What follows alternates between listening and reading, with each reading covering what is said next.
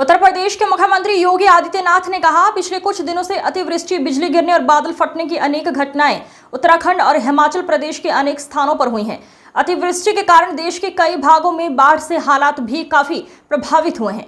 यद्यपि राज्य और केंद्र सरकार के द्वारा हर संभव प्रयास प्रभावित और पीड़ित परिवारों के लिए किए जा रहे हैं, लेकिन उत्तराखंड और हिमाचल प्रदेश में पहाड़ी राज्य होने के नाते जीवन अत्यंत दुर्गम और संघर्षों से भरा होता है। वहां पर आपदा पूरे जनजीवन को प्रभावित करती है। ऐसी परिस्थितियों में यदि देश का कोई क्षेत्र आपदा की चपेट में है तो अन्य राज्यों का दायित्व बनता है हम भी वहां पर सहयोग की राशि भेजकर प्रभावित और पीड़ित नागरिकों की सहायता के लिए हाथ बंटाएं और उन्हें संबल दें। उत्तराखंड, हिमाचल प्रदेश और पंजाब में भी अतिवृष्टि और बादल फटने की घटना के कारण हुई जनधन की हानि के समाचार प्राप्त हुए हैं। उसमें उत्तर प्रदेश सरकार और प्रदेश के नागरिकों की ओर से संवेदनाओं को राहत सामग्री के रूप में हम यहां से प्रेषित कर रहे हैं। 48 ट्रकों को अभी मैंने यहां से रवाना किया है। संकट नहीं रह जाता है और आज यही कार्य हम लोग यहां पर कर रहे हैं। उत्तर प्रदेश के अंदर जिन किसानों की फसलें बाढ़ की चपेट में, जल प्लावन की चपेट में आया है, उसका सर्वे करने का आदेश दिया गया है और सर्वे की रिपोर्ट आते ही तत्काल उन अन्नदाता किसानों को उनकी धनराशि, नुकसान की भरपाई सरकार के स्तर पर प्रारंभ कर दी जाएगी। आज के इस अवसर पर जब यह कार्यक्रम यहां पर हो रहा है, इन 48 ट्रकों को उत्तराखंड, हिमाचल और पंजाब भेजने के लिए आज हम लोगों ने अपने इन 3 प्रतिनिधियों को हम साथ में भेज रहे हैं। मुझे पूरा विश्वास है कि तीनों जगहों पर हमारे लोग जाकर के वहां के पीड़ित नागरिकों को उत्तर प्रदेश वासियों की संवेदना और इस राहत सामग्री का लाभ उपलब्ध करवाने में सहयोग करेंगे। इस सब के बावजूद अन्य सहयोग की आवश्यकता पड़ेगी तो उत्तर प्रदेश सरकार और उत्तर प्रदेश की 25 करोड़ जनता हर पीड़ित के साथ खड़ी है। उन्हें हर प्रकार का सहयोग करने के लिए पूरी तत्परता के साथ कार्य करेगी। आज के इस अवसर पर मैं यहां के प्रशासन को भी धन्यवाद दूंगा। मात्र 12 घंटे की सूचना पर उन्होंने सारी व्यवस्था एक साथ एक समय सीमा पर एकत्र करके आज इसे हम यहां से उत्तर प्रदेश वासियों की ओर से भी यह हम लोग भेज पा रहे हैं। मैं एक बार फिर से उत्तराखंड, हिमाचल और पंजाब के सभी पीड़ित बहनों और भाइयों के प्रति उत्तर प्रदेश वासियों की ओर से संवेदना व्यक्त करते हुए उन्हें हर प्रकार से सहयोग का संबल देते हुए जिस भी प्रकार का सहयोग होगा उत्तर प्रदेश सरकार, उत्तर प्रदेश की जनता उनके साथ संकट के समय खड़ी रहेगी। इस विश्वास के साथ मैं यहां पर दोनों अपने मंत्रियों को चेक की एक डमी भी उपलब्ध करवाऊंगा, क्योंकि जब चेक जैसे मैं इनके हाथों में दूंगा दोनों सरकारों के खाते में पैसा, राहत कोष का पैसा उनके खाते में 5-5 करोड़ भी पहुंच चुका होगा।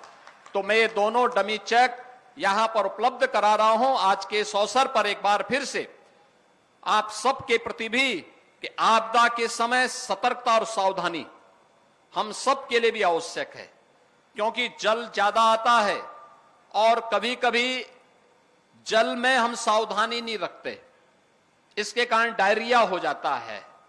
डायरिया के कारण तमाम पेट जनित बीमारियां होती हैं, वायरल फीवर हो जाते हैं।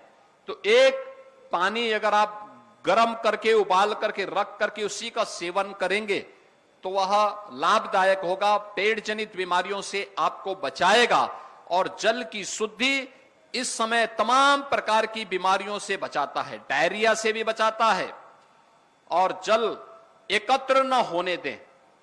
इसके लिए प्रयास होना चाहिए कि कहीं भी घर की छत में, घर के आसपास कहीं भी कोई पानी इकट्ठा हो रहा है, बरसाती पानी है या कहीं से पानी इकट्ठा हो गया है, उसमें डेंगू के लार्वा, मलेरिया के लार्वा पैदा हो सकते हैं।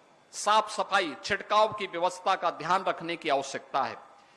दूसरी तरफ जगह जगह पानी भरने के कारण सांप और अन्य कीटाणु भी निकलते हैं, इनके कारण भी जनधन की आशंका रहती है। अगर किसी व्यक्ति को दुर्भाग्य से कोई जहरीले कीड़े सांप के द्वारा काटा जाता है तो झाड़ फूक के चक्कर में न रह करके तत्काल डॉक्टर के पास ले जाइए।